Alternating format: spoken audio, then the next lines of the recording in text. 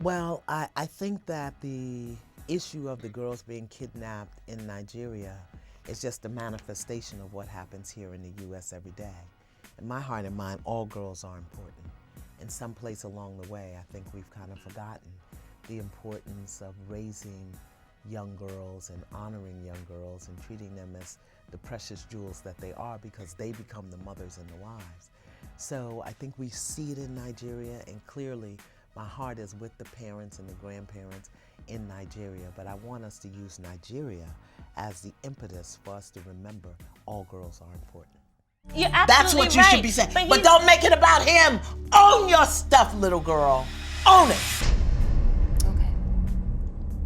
The shame of it, the embarrassment of it, that you slept with a man who doesn't know your address and had his baby. Own that.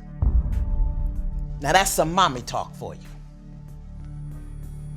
Because as long as you pointing at him, you ain't cleaning up your stuff.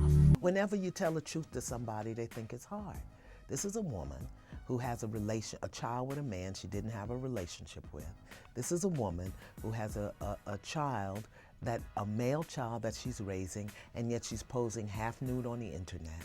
So for me to bring that to her awareness and to help her get clear about what her vision is and her purpose and her reason for that, why is that considered hard? Because it's okay. Because as I said on MadameNoire many months ago, we're out of order as women. We don't understand our power. We don't understand who we are. We're giving ourselves away in a myriad of ways, not just sexually. And we have come to the place where we think it is okay to be intimate and sexual publicly with men with whom we don't have relationships. You see, this is the result of us not really taking care of our girls. Because girls who are not taken care of grow up to be women who give themselves away. Absolutely, but men are raised by women. So this is not about a comparison. I think men are in just as much pain and disorder and dysfunction as we are, because the women didn't require the men that they sleep with to be there and be present for the children.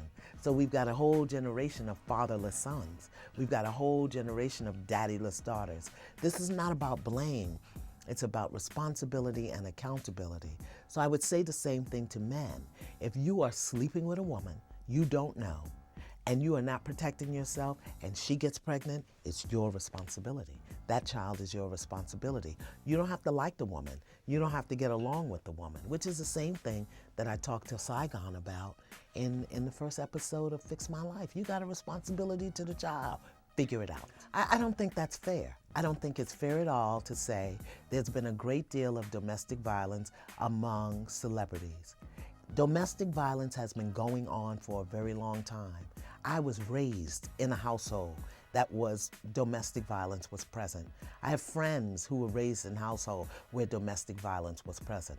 Here's the issue. We live in a society where we don't pay attention to issues until celebrities are involved or until it reaches critical mass. We don't pay attention to the fact that young girls are sold into sexual slavery, that they're used in porno, a $6 billion industry here, until 234 girls are kidnapped in Nigeria. Now we're awake.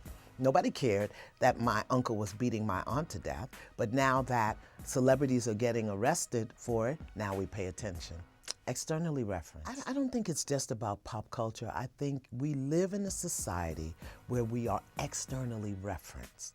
We are conditioned and programmed from birth to be dependent on other people to make them happy and to be more concerned about what something looks like than what it feels like. And there's no place in our society where that ever shifts. We're born waiting for somebody else to feed us, clothe us, protect us, provide for us. Then we go to school and we're dependent on someone to tell us we're smart, we're good, we did it right, we did it wrong. Then we interact with other children and we're told to share our toys, to be nice, to don't say this, to don't say that. And then we become 18 and people think we're gonna have an independent thought. That's not gonna happen.